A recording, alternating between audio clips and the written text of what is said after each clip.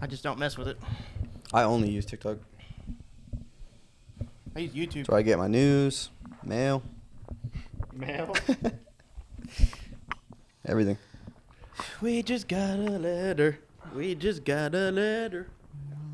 Logan, have you ever podcasted before? Check. 1, 2. I have not. This city. Well, because you're a first time podcast guest, we'll let you talk about whatever you want. What's on your mind?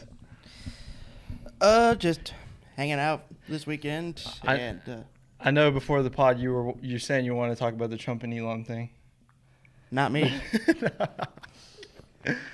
So talk about the Cobra Strike show the other day. Oh, yes. How'd that go? So we were at the Cobra Strike show. Parks was there. And Or just tell people what Cobra Strike is first. Oh, yeah, that's Shout out the right. band. Nobody knows us. We're a heavy metal band from Houston, Texas. We play mostly 80s hair, 80s thrash, wherever you call it. We have a single on Spotify called Let the Sin Begin. And we're planning to release more singles in the next few weeks or so. I don't know.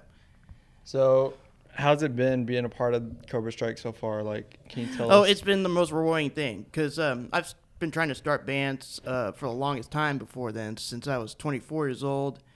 And the practices, we try to make it consistent, but the one part we were missing was shows. We never got to play shows, and Cobra Strike was that only band that I've been in where we had consistent practices and then shows, and now we're at a point where we're playing shows consistently. It takes a lot to get to that level.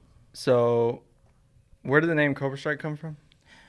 I didn't come up with it. I think it was either my guitarist or my singer. Like most bands, they struggle with names because they don't want to get in trouble for copyright and all that stuff. So Yeah.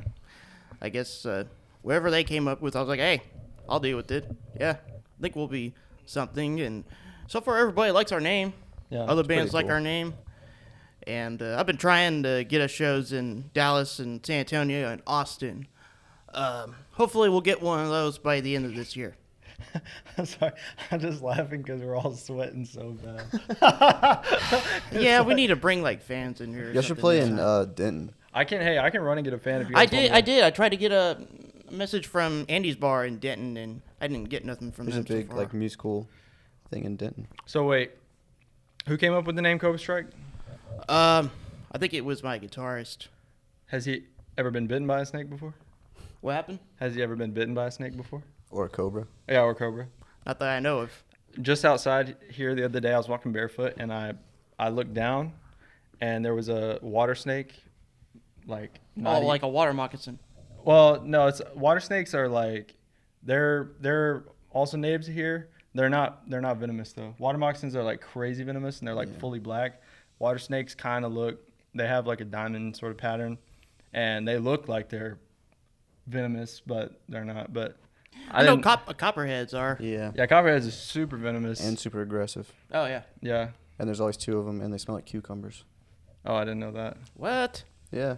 When I go on walks around my neighborhood, I usually see a dead one on the side of the road. Well, if you ever see an alive one, just like close your eyes and smell. It smells like cucumber. Close your eyes and smell. Close your Yeah. eyes and smell. Like, That was one of our old bands actually. Close your eyes and smell. So wait, you said you tried to be in some other bands before. What happened to those? Well, so I have this friend of mine, Ian, from Artificial Fun. Of course, you know him. Yeah. A very good friend of mine. His band Artificial Fun is awesome. You guys should check them out. They're also from Houston. That was like the first band session I ever did. It was 2021, June something. I met Ian online off of Bumble Friends, because they have Bumble Date, Bumble Friends, and Bumble Biz. I met him on Bumble Friends because I wanted to go look for people to play music with. And this was when I was living in Angleton at the time. And I found Ian, and then I got to meet this guy named Corin who played bass. We were jamming at his house, and there was a guy that suddenly vanished. I don't know. His name was... I don't know. I just didn't hear from him anymore since then. Oh. But I thought you meant like during the practice he suddenly vanished. Like. Oh, no. His name was Aiden, and they had a keyboardist too, but then he ended up leaving like 2 minutes after we started playing something. I don't know. Damn. I guess he was shy or something. I don't know. Or maybe he just got pissed off. I don't know. He looked kind of pissed off. I don't know. But yeah, we were coming up with some stuff, just a couple songs and a demo tape, and I didn't make it in that band, unfortunately. But I mean, I would have done another project with him if I hadn't moved to Huntsville, which maybe at some point. I know Ian wants to jam with me.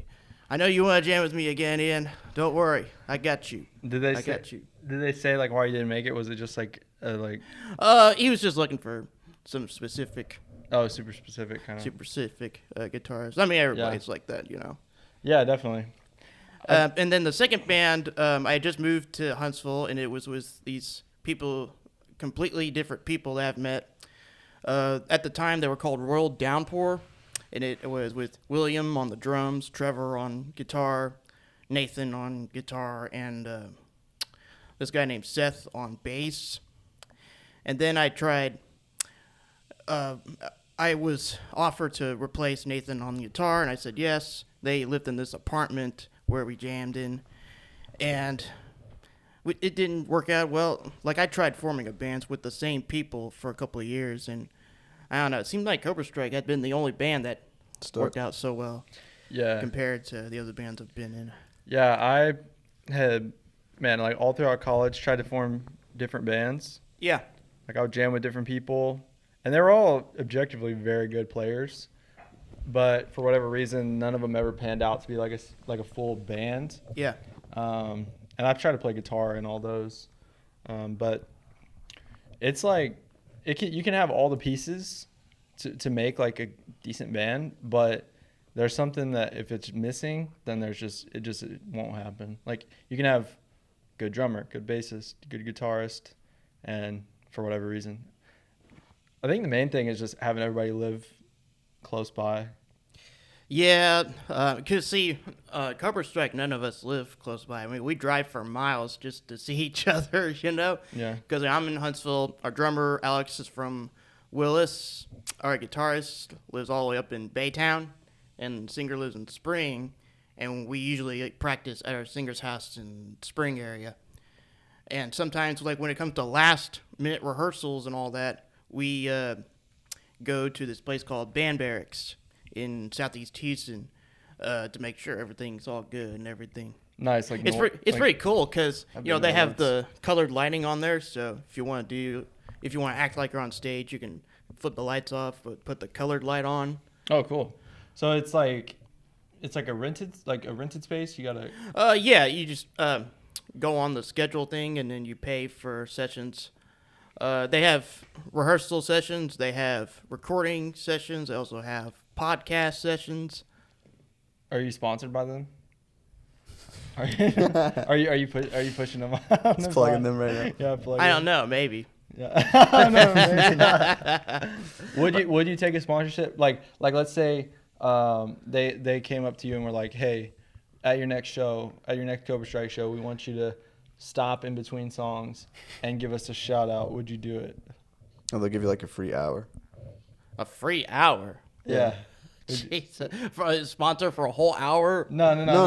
Like they say like we'll let you guys use our facilities for free if you shout us out at every show in the middle of your set. Like at the height of your set. Maybe. But you'd have to pay for our gas too, just so you know. We're all the way up in Huntsville. I am. But if they said you can get free sessions, we just need you to in the middle of your set, stop the music, and you get on the mic and give like a 30-minute or 30-second spot. Yeah, I guess. Yeah. What would you say? Like if they're watching this right now and they're kind of thinking about it, what would you like? Let's say if you live in Houston or anywhere near Houston, there's a practice place for your band if your neighbors can't handle your noise. That's pretty good. And it's called Band Barracks. They have cheap rooms to practice in by the hour. Put your credit card number on there, and you're good to go. You're making this place sound like it's like a red door motel. So, do you think that would kill the momentum of the set at all? What's one corporation that you wouldn't accept sponsorship from?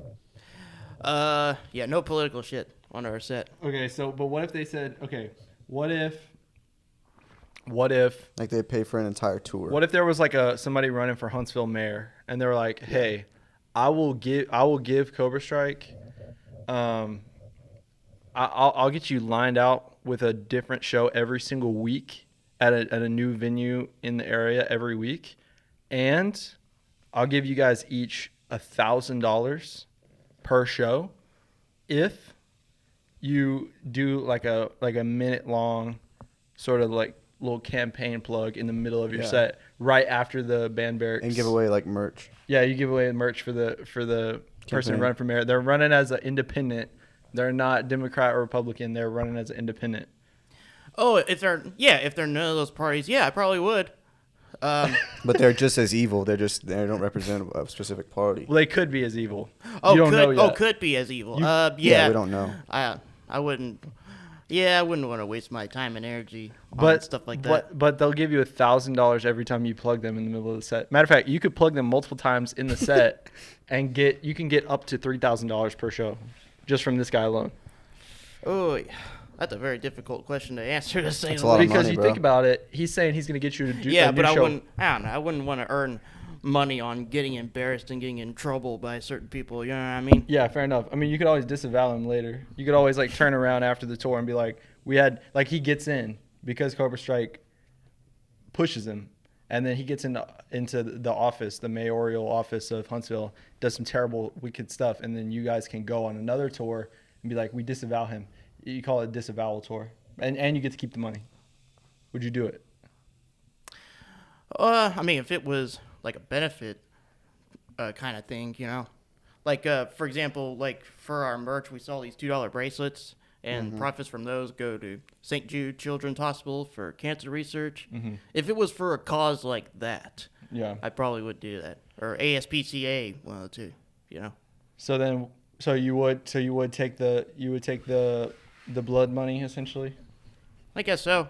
Or if we just had a hurricane and everybody needs houses to build, I'd probably do something like that if somebody asked me to. You know. Fair enough.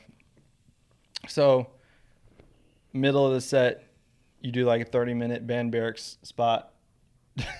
30 seconds. 30 second. My bad. You, 30 seconds to bars. yeah. So wait. All right, wait.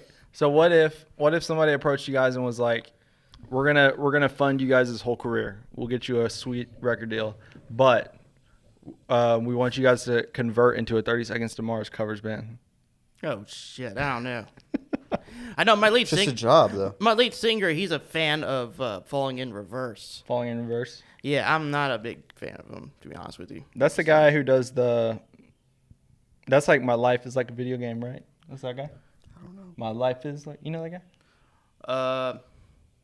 Not that What bands do you like, Logan? I listen to everything. I was listening to Fiddler on the way here. I hadn't listened to them in forever. I went and saw them at White Oak Music Hall when they had Elvis on the guitar. I took a picture with them after their set. Did you ever listen to Remo Drive? No, I did not. Oh, okay. Are you like big into emo? No. No, not really. Nah, not Okay, really. so has there ever been a band that you used to really like them and then they switched up their sound later on in their career and you like don't like them anymore? Remo Drive is a perfect example of that because they went from their first album, they called it Greatest Hits. Yeah. And it quite literally was their greatest hits because after that they switched their sound so drastically. They went from like kind of like emo punk, but like a tasteful emo punk, not like an annoying emo. And then they switched it over to this really kind of annoying, like almost like it's like the Smiths like knockoff. Like it was just really bad. And their whole fan base kind of disavowed them. Yeah, but then they disavowed their fan base. Like there was a band I listened to in high school called Ghost, and their early stuff was really good. And then I don't know, they released a single called Rats and started playing in really big stadiums, which at this age, big stadium stuff, I don't know. It's got to go. I'm still used to my favorite places are always going to be the small venues. Yeah, especially if you're up close and personal to the artist. Rather than paying $1,000 to be up front. So, yeah, true. So, the stadium stuff having to go, what do you mean by that? I still would pay to see some of my favorite bands at the Pavilion or Toyota or something like that. Just, I don't know. Nowadays, I get this pet peeve of having to stand up every time somebody has to. Wait, didn't you see the Strokes at Minute Maid? I did. What are your thoughts on the Strokes? It's good. I mean, it's not my favorite band, but it's pretty good. I mean, they had the Chili Peppers play there. The Strokes, didn't they open for the Chili Peppers? Yes, and then they had this other band. Thundercat or whatever. Thundercat. So, Erik positively loves the Strokes. You said they're good. Like, why are they not your favorite band? Too poppy for me, I guess. Erik, I would much rather pick the Hives over the Strokes. the Hives. Oh yeah. Nah, well, all of those bands that are like Hives adjacent or Strokes adjacent are all just like copies. Well, they're part of the whole revival thing in the Yeah, but early the Strokes 2000s. started that. The Strokes are that. Well, no, and then the White Stripes came in. That was after though. Oh, really? Oh, I thought it was the same time. I'm talking about like 98, 99. I was and one. then I was 2000. 1 year old in 1998. It would be the closest. Would be the Yeah Yeah Yeahs. The Strokes, the Yeah Yeah Yeahs, the Moldy Peaches, Oh. LCD Sound System, the Rapture. Yeah. That's like the early 2000 New York City like the little indie kind of revival thing. But the Strokes started it all. They all just wanted to sound like the Strokes. The Strokes weren't like super popular whenever they first started, and they went to London, the UK, just like Hendrix, and they got signed there. Went on like a European tour Oh yeah. before they ever really played like anywhere outside of New York. So, Rick, can you kind of like break down almost like the origin of the Strokes, or like what was going on there when they kind of started?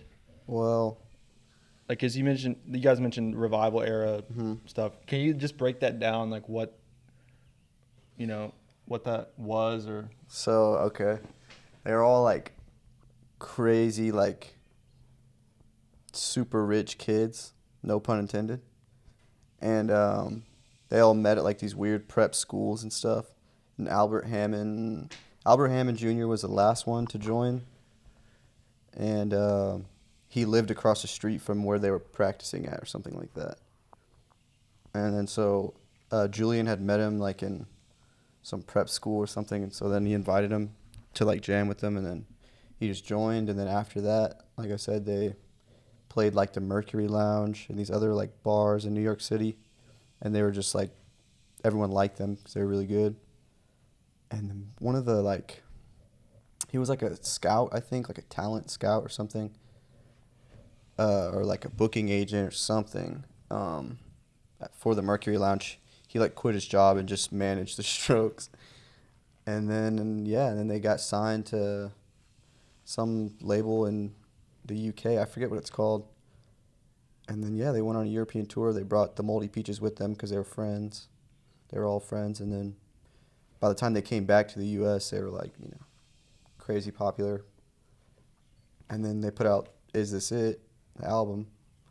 And then everyone followed with their own projects. They were all just like Is This It, production-wise and sound and everything. So, Logan, quick question. So, you said they're like too poppy. So, let's say Cobra Strike all of a sudden, lead singer Cobra Strike. What's his name again? Anthony. So let's say Anthony comes to you guys one day, and he literally has totally changed his whole look and his whole like style to look just like Julian Casablancas. So listen, and he's like he comes to you guys and he's being so casual about it. Like he's not mentioning like the total vibe change, but he's like, have you guys heard this band, The Strokes? They're pretty cool. Like, and then he doesn't say anything else about it. But then over subsequent practices, he starts telling you like, no, you should play something like this. And then he will like he's just describing the Strokes like verbatim. Oh yeah, Erik would not allow that whatsoever. So like, what would happen to Cobra Strike if that was the case? Like, what would be your reaction? Would you ride it out? Would you try to become like a Stroke? Nah, because if that, it wouldn't be Cobra Strike then. It could be something else. Just like Ghost, who I was mentioning earlier, they got too poppy too. So like, let's say Cobra Strike strikes it big, and you guys start playing stadiums. What do you think is going to happen then? I don't know, to be honest with you. I know John Frusciante from the Chili Peppers left the Chili Peppers because he couldn't handle the stadium thing. Really? And then got back in and Why couldn't he handle the stadium thing? I don't know. It was just something I read. I thought it was heroin. Well, that too, yeah. I don't know. It was just something just something I read online. Combination of the two. Yeah, I mean, I feel like with our project Gore's, there was never any real desire to try to go. So like, what for Cobra Strike? What's sort of the end goal? What are you guys aiming at? Well, I'm aiming to just get a fan base going on. Like I said, I'm trying to get shows at other places besides Houston. I was inspired to do so by going to that Doom and Bloom festival at the end, and I got to meet all kinds of bands that book their own tours, and just, the work Pretty cool. ethic in general, not just the music, and the way they interact with the audience and their fans and stuff like that. It was really inspiring to me. I'm like, I want to do something like that too. So, Like, go ahead. I was gonna say, like that one band that shall not be named from New York. Oh gosh. They had their own they had like their own Sprinter van, but they were going on like this huge, like cheaply funded, like little like self-funded tour. It was. And they were not very nice. So Logan or Rick, tell Logan essentially the story. So Logan, whenever I started doing the video stuff, and also before I was playing in any bands or anything, I very much wanted to still be involved with the punk scene. So I would go and I would shoot videos at punk venues like The End, but specifically the first one that we ever showed up to was House of J. Oh yeah, House of J, awesome. Love that place. And that we showed up, we're like, man, this place is awesome. And we weren't looking questions and stuff on camera. Yeah, we started asking people questions, interviewing people.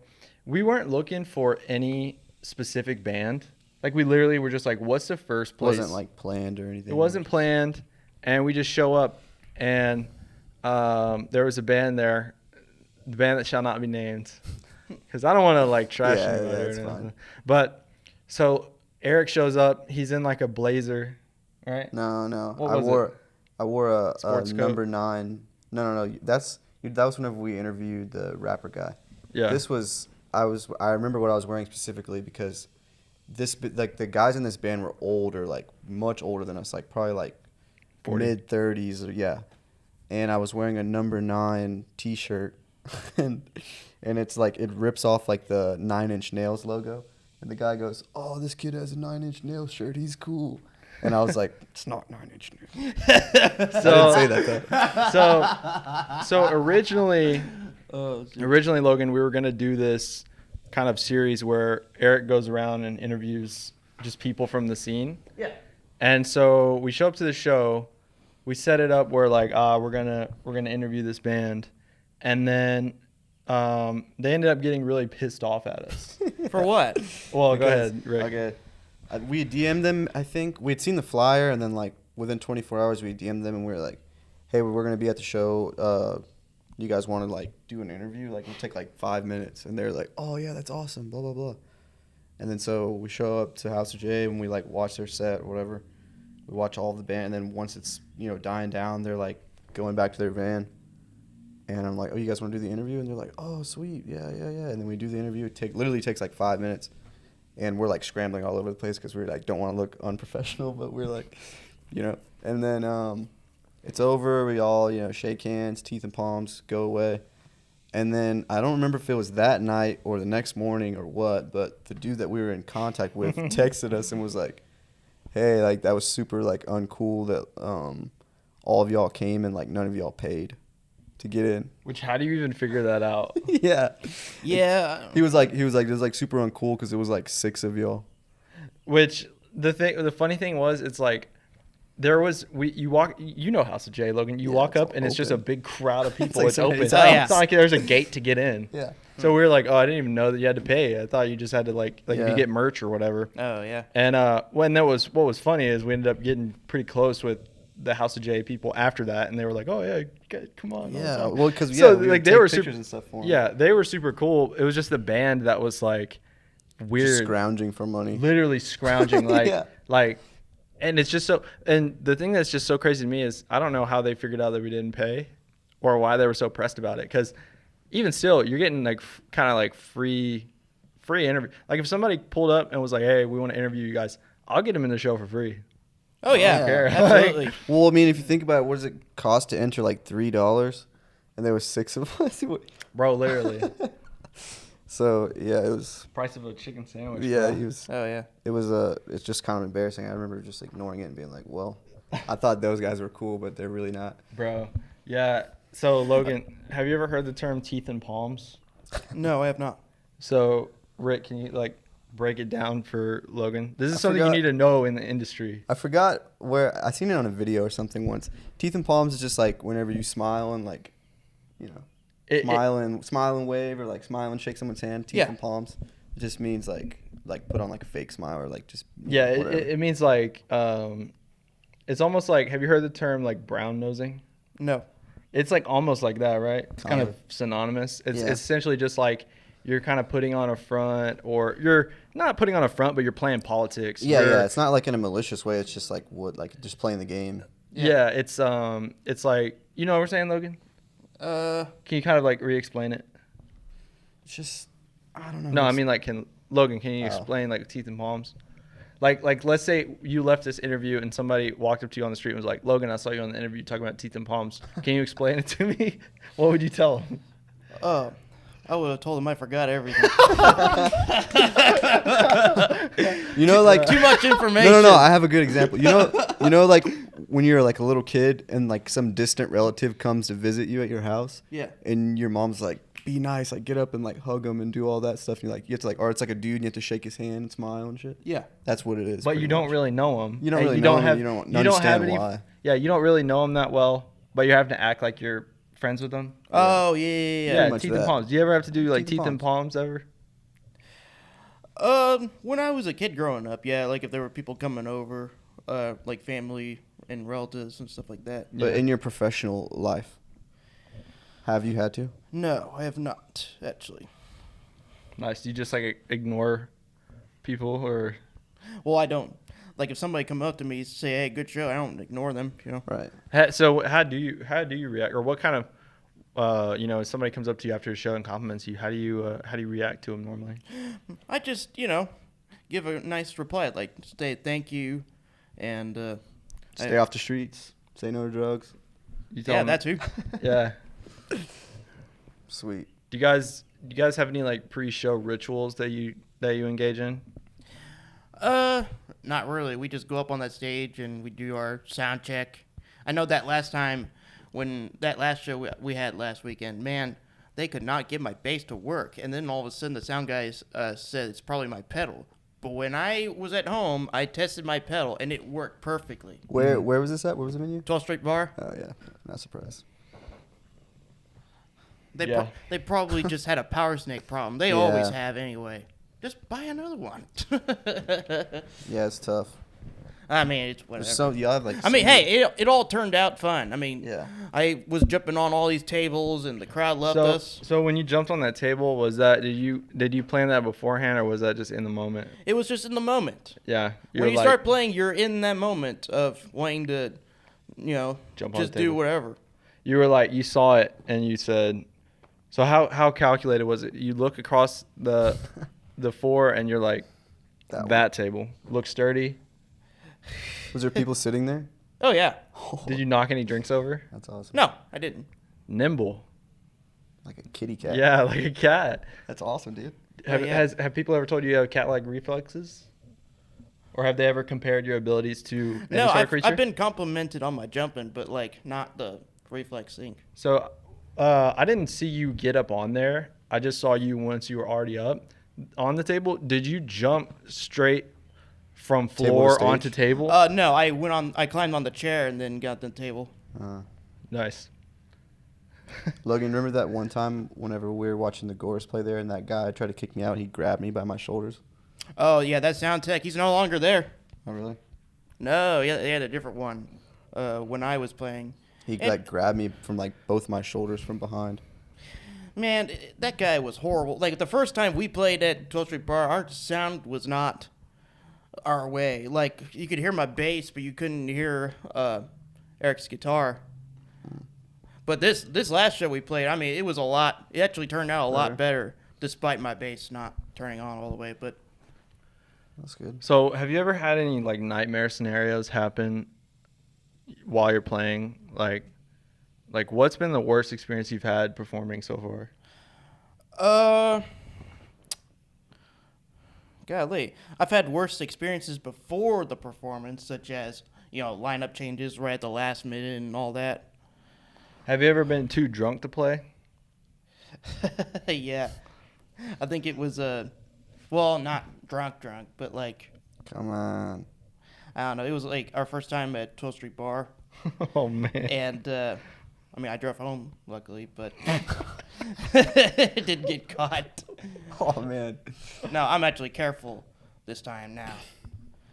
That was a younger Logan. Oh yeah. How much younger? Oh, that was last year.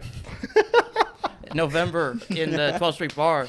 Bro, Or no, hold up. October at 12th Street Bar. Oh, shit. Somebody's come up the phone. Oh, What? what happened? It just turned off. I heard it go. Oh, Good thing it- probably overheated. oh. We'll see what it does and if it keeps Yeah. overheating. I we'll don't know. switch cameras. Did it exceed the time? No. It's got like 9 hours Oh, left. So have you ever been in trouble with the law, Logan? Let's see. Well, I got ticket. That's about it. What happened when you got the ticket? Were you Well, it was That's fun. like I almost. Oh, No, go ahead. It's fine. Yeah, go ahead. like I almost got a DWI Damn, after dude. seeing Artificial Fun at Leon's Lounge, and I was going 95 on the 45, and this time I was stopped in Conroe, and they did all those little exercises like the bounce tests and the breathalyzer. Like the field sobriety stuff. Wow. No, it was just a $300 ticket, luckily. Damn. So, yeah, I was lucky. That's what I'm saying. I'm more careful. So now. you passed all the tests? I thought they were like designed for you to fail. Nope. That's what they say. Yeah. But my mom was the one that gave me the advice. If they give you a breathalyzer, just blow on it. And Yeah. I was not at the legally intoxicated. So with you're it or good, anything yeah. Like that. Yeah, I was good. You're just speeding. Yeah, just speeding. That's all. So yeah, What did you have to drink that night? Do you remember? like a few beers. Nothing crazy? Yeah, nothing crazy. I guess that cop was just looking for something to do. Well, I mean, you're going 95 miles an hour. Yeah. That's My kinda, NASCAR career is over, y'all. Yeah. That's great. Did your insurance go up? It hasn't yet. It will in a little bit. What do you mean? I thought this was a year ago. No. This was this incident was a couple months ago. Oh. It was after I saw Artificial Fun at Leon's Oh. Lounge. Okay. Leon's Lounge is a nice place. It's just I've never hot been in there. It is hot in that place. Do you remember that one venue we went to? There was like a festival happening, J Fest, and they had like a half pipe in there. Do you remember that? A pipe? Where they played Bad Brains, where Ian and them played. Oh yeah. Remember there was like a Six. there's like that's what it's called, Trip 6. Was that? Dude, I got a really funny story about 666 when I get this set back up. This is gonna look like crap. It would have been funny if we were like in conversation, like if it could sync up. We're just like, Yeah. Did they just change cameras or something? But it's virtually impossible to do. Yeah, somebody's got to hold that camera. That Camaro. Okay. We're almost ready to go. It's just that the difference in the heat. Yeah. The condensation. Yeah, it's making it look dry. Yeah, we ought to start rehearsing in that other garage next time. That garage. We'll. This is Parks' pad. My place. Parks' pad. Oh, it's just blurry. Does that radio work? Y'all keep going. I'm gonna go get a different camera. Oh, he's going to get a different camera. It takes money. Everyone knows. Everybody's going to be like, this is boring now. I'm going to get off this thing. No, he's just gonna cut it. He's gonna cut it from the last thing to whatever he's about to talk about. You like Bob Marley? Yeah, some of it. The Wailers? Which ones do you like? Probably just Three Little Birds one. Mm-hmm. You like ska punk? Your legs are white, man. I know, I don't ever go. I need a tan or something. Gotta hit the beach, bro. Yeah, I know. That way I can be all Gotta red. hit the beach. La playa. La playita. The beach. The little beach. Not Galveston. Galveston's full of dirty water. What? It's actually not dirty. No, I went to Hilton Head Island in South Carolina. Their beach Oh, was bro. awesome. I love Charleston. Charleston, South Carolina is the best. I went there once, like last year. Oh, yeah. Oh, dude, it's freaking awesome. Edgar Allan Poe used to live there. So there's like a bunch of like weird like Edgar Allan Poe like museums and like bars. Oh, yeah. Super strange. Edgar Allan Poe married his 13-year-old cousin. That's a little weird, huh? What, nobody thought it was pedophilia then? I have no idea, bro. I wasn't alive. I wasn't even around for real. Oh, none of us were, for sure. Yeah. That's just what I read online. He was 27, she was 13. That is strange, bro. Like, what the fuck? I don't know. I think he was stationed in Charleston. They had like he was like in the army. Oh, really? Yeah, that doesn't excuse it, Eric. No, I'm not. I wasn't. I was just trying to change the topic. Hello, Edgar Allan Poe. I'm Chris Hansen. Come have a seat. Chris Hansen. I'll defog this in a second. Wait, guys. didn't Chris Hansen get caught up with something like that also? No, no, he got caught up with a check scandal. His checks bounced. Oh. Yeah, or something like that. So, damn, I hate how blurry this is. It looks like shit because of the damn humidity. Yeah, you guys just keep talking about. Legalize it, and I will advertise it. Yeah, please. Have you ever been to Florida? I've had a layover in Orlando. Dude, I love the East Coast. I got to see the water from the plane. That was pretty cool. Yeah, it's freaking awesome. Oh, yeah. Legalize it. We're good finally. I like the Tampa Bay, Tampa area. Pretty cool over there. Never been. Like St. Petersburg. Oh, yeah. I have a friend of mine who's in the Navy. He's on Florida Shore. No, he's in Jacksonville, Oh, Florida. that's way north. I didn't know. It's like northeast, I think. Oh, yeah. Florida's great though, but I do love South Carolina. Yeah, my dad lives in North Carolina, too. Yeah, I have two uncles that live in North Carolina. What part of North Carolina does he live in? He used to live in Asheville for several years, and now he lives in Charlotte. I went to Charlotte last year. It's pretty cool. North Carolina's it's not as cool as South Carolina though. When I get old, I probably want to live in like Myrtle Beach or something. Drive like a 3-wheeler. Oh, yeah. Or a golf cart. Yeah. No, you gotta have something with some power. I think the 3-wheelers are called like slingshots. You know, like the old dudes drive around and they like have like a crazy sound system in them, bumping like oldies.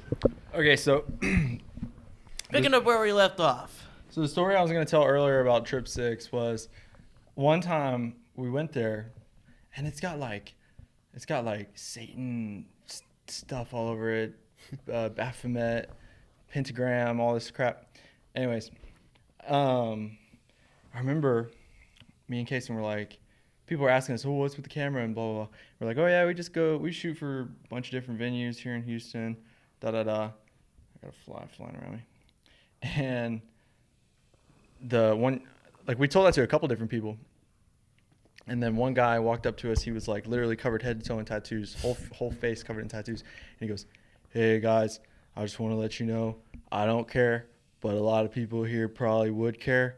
You know, I know you're calling it a venue and stuff, but it's a community center, okay? It's a community center. And I was like, oh, okay, whatever. And he said essentially that there's some people here who would take issue with the word venue because you're making it sound like it's a commercial thing. And I was like, oh, well, I paid $20 to get into the community center. So The YMCA. yeah, I'm like, yeah, that's the thing. I think the music scene is filled with a lot of, like the local music scene or whatever, it's filled with a lot of weirdness where you got bands who are like doing extortion on interviewers, and you got like people who you better describe our band correctly. Like we're not a band, we're a art exhibit. It's like fucking just, how about you just play music? How about we just enjoy music? Crazy thought, but Yeah, I know. Why don't you just... people get weird and like sanctimonious about what they're doing. Like, bro. Yeah, I don't understand that either. Yeah. Because me personally, I'm only doing this music shit so I can make money. I just play music to play music. Yeah. It's all about money, right? Well, that and It's fucking with you. No, I'm just joking. I mean, it's all about, you know, expression and art and just being in front of people doing that. And if they support you, that's even better. Have you guys ever gotten any like backlash for you guys' music? Not that I know of. How would you feel if you did? What if there was people protesting outside your shows? Oh, protests outside our shows? Oh, yeah. We probably see that happening, but we just, you know, ignore it, you know. Yeah. What if you got stopped by like a news reporter and they were like, Logan of Cobra Strike, people have been outraged at you guys' song lyrics. What do you have to say to that? They put a mic all up in your face. Oh, yeah. If it was a news thing, I'd be like, yeah, plead the fifth. I gotta go. Plead the fifth, I gotta I go. gotta go. That's so gangster. That's honestly really gangster. Just put on my glasses, be like, yeah, plead the fifth. I gotta go. Yeah. What do you think about the Fifth Amendment? It kind of comes in handy, right, when you don't want to talk about a certain thing? Get you away from trouble with your mama. Yeah. But I know you're telling us before the podcast you want to talk about the whole Trump and Elon thing.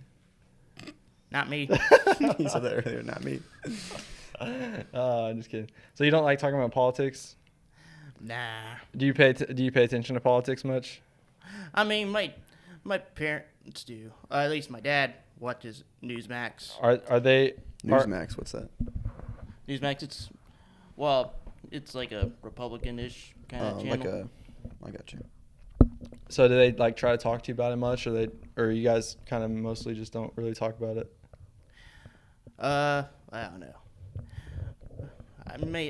Publicly, I'm not comfortable talking about politics because obviously I don't want to get in trouble, you know. That's fair. I mean, yeah, people are crazy nowadays. Because if you just spat out your political views, somebody on the opposite side is gonna come after you, like, "Hey, you're not my friend anymore. Right. What's wrong with you?" Right. I'm like, yeah, I don't want that kind of trouble. Yeah, that makes I just sense. want to, as long as you get along with me, I'll get along with you just fine. Yeah. You know. So do you think your music has like a political message? Implicitly? Legalize No, not really. it. No, not really. What is you guys' music mostly about? What happened? Like lyrically, what do you guys' like main motifs or main sort of messages you're trying to put out there with your music? Let's see. I know. Okay, so we have a song called "Devil Inside," and it's about a crazy woman who tries to take over your life in every way, shape, and form. Oh snap! Like, is it based on a true story? I think my singer was the one that wrote that song. I think he wrote that song about a girl that cheated on him or something. Oh snap! Yeah. Have you ever been cheated on? Oh yeah. Really? Was it like a traumatizing experience? To say the least, yeah. But I mean, How'd you figure out that she cheated? just hearing from my mom and grandpa. Oh snap! So I'm just like, yeah, moving on. You know. Yeah. I'm pretty sure you told us this story before over there. Oh yeah, I did tell you guys. This Yeah, I shit. remember. Oh shit. But we also have another song called "Feel Good," which is about Feeling good. it's about partying and having fun, and That's like a hair metal anthem, right?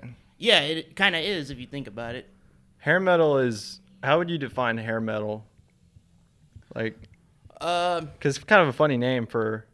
So mostly full songs that bikers would listen to. Lots of like sonically, what kind of effects mostly are going on there? A lot of what's it called? A lot of party fantasies, and I guess that's the way they express it. Yeah. If Motley Crue can do it, anybody can do it. How long did it take you to grow your hair out as long as it is now? I had my last actual haircut in like right before 2021 hit. Is it like a nuisance in the heat and stuff? Oh yeah, Really? it's thick, so that's why I have to put it in a tie back because it gets hot. Mm-hmm. Has anyone ever like walked up to you from the back and accidentally called you a lady because of your hair? Oh yeah, at work one time. Hey, let's ask this female over here, and I turn around. They go, "Oh, I'm sorry." But I mean, nowadays it could be. I mean, I have a He keeps trying to get political, dude. I have a beard on, so Yeah, fair enough. Yeah. Yeah. What else do you guys want to talk about? We still got a little bit of time left. Oh, just a little bit of time. Yeah. We're in a band called Cobra Strike, as I mentioned earlier. Check out our single "Let the Sin Begin" on Spotify, Apple, wherever you got on there. If you like it, you can follow us on Instagram, Facebook, and we also have a YouTube and a TikTok. And we're still trying to play shows to get our following up and running, Yeah. And to help promote band barracks. Yeah. Yeah, as well. We're We're gonna go on a world tour. We're gonna have the Gores as the opener yeah. for So, stadiums. I got a question. If band barracks approached you and they're like, "Hey, we have this whole band that we put together that is solely a front to help us promote our service. Like the whole band is astroturfed. It's like not a real band, but they're like, we're gonna fund the whole thing. We just need a guitarist, and you have to sing the songs that we write for you guys, and like." You have to. Would you do it? All the parts are written. I don't know about that. How much would you have to get paid for it to be a no-brainer for you to do it? Give me a fucking $1 million. How about that? Bro. Give me a fucking $1 million. You wouldn't even I'm do not it. doing this. You wouldn't even do it for like $60,000 a year? yeah, $60,000 a year. I don't know. I mean, would you? I don't know how to play guitar that well, but I would. It's just a job. I would do it. Yeah, seems like a fair. I would do it for $100,000. It seems like a fair for me. I think it would. I think the experience would be so weird that it would honestly be worth it to do it for a year just to be able to talk about it after. Like, yeah, I was part of this completely fake astroturfed band, and it was the most surreal experience of my life. That's what Gore's was. We just didn't get paid. Yeah, the original lineup with Erik on vocals, me on guitar, and Yeah. Jason on bass, and you on We drums. yeah, we were gonna pay you guys $60,000 each to be a part of it, but Didn't work out. it didn't work out. I couldn't learn the parts fast enough. Yeah. Um, I didn't like the lyrics, so I changed it up. So do you ever sing on any songs, or you're mostly like to stick to like instrumentals or what? Instrumentals, side vocals on stage, stuff like Yeah. that. So Well, Eric, do you have anything to address to the public? No. No, Yeah, fair enough. not really. Well, I think that's it for this podcast. hi, this is Jim back from California. Sweet. And cut.